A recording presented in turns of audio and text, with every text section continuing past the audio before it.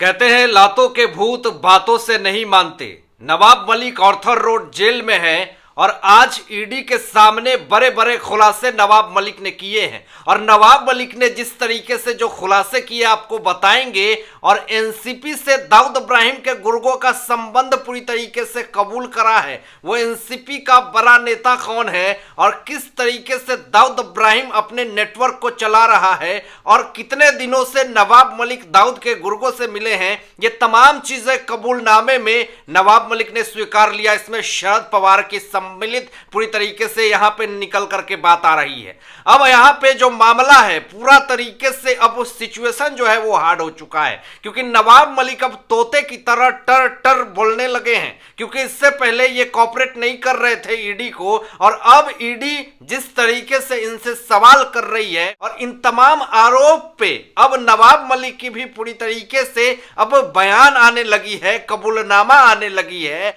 कुछ दिनों पहले नवाब मलिक जो है वो ईडी के बातों को पूरी तरीके से टाल रहे थे, लेकिन अब जिस तरीके से कोर्ट के सामने 5000 पन्नों की चार्जशीट हुई और स्पेशल कोर्ट ने साफ तौर पे ये कह दिया कि नवाब मलिक का जो संबंध है वो दाऊद इब्राहिम के गुर्गों से है, डी लिंक से है, टेरर फंडिंग में इनका पूरा समावेश है। तो ये तमाम चीजें जब स्पेशल कोर्ट ने कही है तो अब नवाब मलिक की भी पूरी तरीके से यहाँ पे बोलती जो है वो शुरू हो गई है। अब ईडी के सामने दाऊद के बड़े बड़े गुर्गों ने कबूलनामा शुरू कर दिया है। खालिद उस्मान शेख ने ईडी के सामने ये कहा है कि दाऊद इब्राहिम जो है वो इकबाल कास्कर और अपने रिश्तेदार जो उनके भाई बंधु हैं सबको हर महीने 10-10 लाख रुपए भेजा करते हैं। और इस तरीके का बात निकल करके सामने आने का मतलब यह है कि दाऊद इब्राहिम 10-10 लाख रुपए हर महीने भेजते हैं। तो ऐसी स्थिति में ये अपने पूरे नेटवर्क को फैला रहे हैं।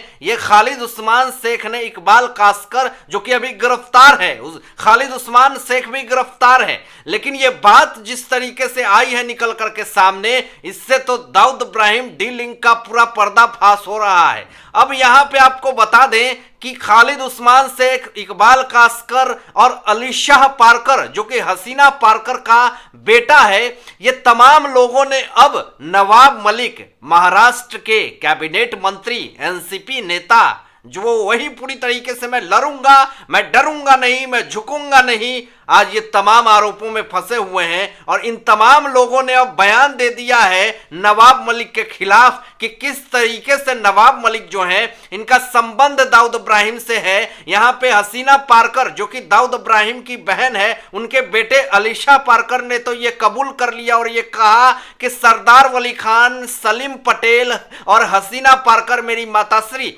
ये तमाम लोगों की मीटिंग ये नवाब मलिक से हुआ करती थी और नवाब मलिक हमारे घर पे आया करते थे। ये तमाम जो बयान दिए हैं अली शाह पारकर ने, तब से तो और काफी ज्यादा मुसीबतें बढ़ गई है नवाब मलिक की। क्या आपको लगता है कि स्पेशल कोर्ट, पीएमएलए कोर्ट, चाहे वो सुप्रीम कोर्ट भी नवाब मलिक को जमानत नहीं दे सकती है? क्योंकि दाऊद इब्राहिम के खासम खास लोगों ने यहां नवाब मलिक के खिलाफ बयान देना शुरू कर दिया है। नवाब मलिक ने एक और बहुत बड़ा कबूलनामा कर लिया है। इसको सुन करके तो आप खुद दंग रह जाएंगे और सोचने पे मजबूर हो जाएंगे कि नवाब मलिक कितना बड़ा मास्टरमाइंड है और कितने सारे बातों को छुपा रहे हैं। हसीना पारकर का बॉडीगार्ड सलीम पटेल के साथ संबंध ये कबूल किया है नवाब मलिक ने, और ये ईडी के सामने बड़ा कबूलनामा हुआ है। ये बात बहुत इंपॉर्टेंट है और इसको पॉइंट आउट करने की बात है कि सलीम पटेल वही है जो कि हसीना पारकर का खासम खास बॉडीगार्ड है और हसीना पारकर दाऊद इब्राहिम की बहन है,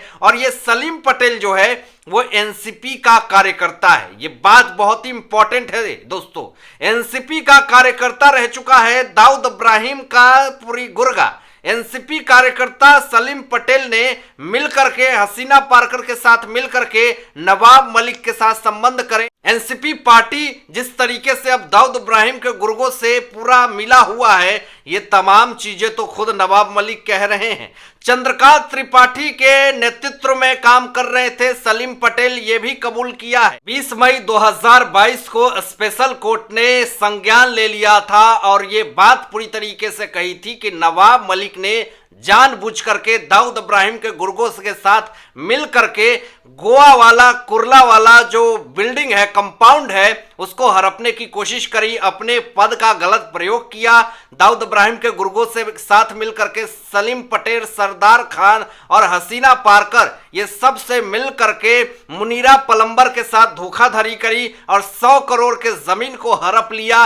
ये पूरी तरीके से दाऊद इब्राहिम के गुर्गों को टेरर फंडिंग करने का पूरा मामला है। ये स्पेशल कोर्ट ने साफ तौर पे संज्ञान ले लिया और ये बात कबूल कर ली। और जब से स्पेशल कोर्ट ने ये बात कबूल किया है, माना है, तब से तो ईडी के खुलासे पे खुलासे हो रहे हैं और सारे बयान जो हैं, ईडी के सारे जो आरोप है वो सिद्ध होते हुए दिख रहे हैं। और ऐसी स्थिति में क्या आपको लगता है कि नवाब मलिक की जमानत हो पाएगी? अब जब से नवाब मलिक के ऊपर दाऊद इब्राहिम के गुर्गों से संबंध का आरोप लगा है, टेरर फंडिंग का आरोप लगा है, तब से इनके परिवार नवाब मलिक से कल्टी मार रहे हैं और कोई भी नवाब मलिक से मुलाकात नहीं करना चाहता है। यहां पे साफ तौर पे ईडी के खुलासे में यह बात पता चला है। ईडी ने कोर्ट में यह साफ तौर पे यह बात कही है कि नवाब मलिक की पत्नी महजबीन को 2 बार समन किया गया, उसके बाद नवाब मलिक के बेटे फराज मलिक को 5 बार समन करी गई। लेकिन इन तमाम समन के बाद भी इनके परिवार एक बार भी इन्फोर्समेंट डायरेक्टरेट के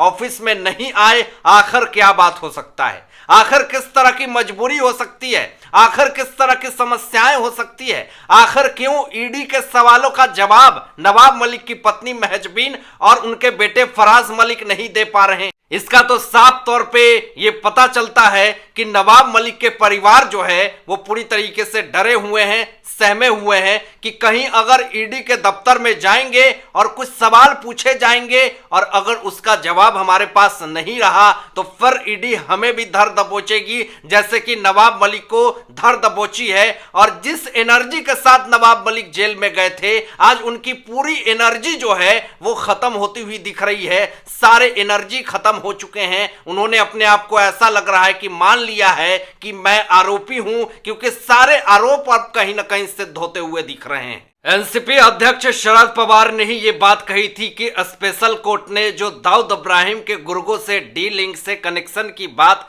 नवाब मलिक की कही, ये कोई अंतिम फैसला नहीं है। लेकिन अब शरद पवार क्या कहेंगे? अब तो यहाँ पे नवाब मलिक ने ही पूरी तरीके से बातें कबूल करनी शुरू कर दी है और ये कहा कि दाऊद इब्राहिम के गुर्गे एनसीपी के कार्यकर्ता हैं जो सलीम पटेल है। अब इस पे क्या शरद पवार कहेंगे और इस पे क्या कहेंगे शिवसेना सांसद संजय राउत, ये भी पूरे बयान को सुन करके अपनी बयान जरूर दें, क्योंकि उनके चहेते नवाब मलिक जो हैं वो दाऊद इब्राहिम के गुर्गों से संबंध का खुद खुलासा कर रहे हैं ईडी के सामने। आप क्या सोचते हैं? इन तमाम मुद्दों पे अपनी विचार जरूर व्यक्त कीजिएगा और ऐसे ही लेटेस्ट अपडेट पाने के लिए इस चैनल को सब्सक्राइब करके बेल आइकन प्रेस कर दीजिएगा और अपने दोस्तों के साथ शेयर जरूर कीजिएगा।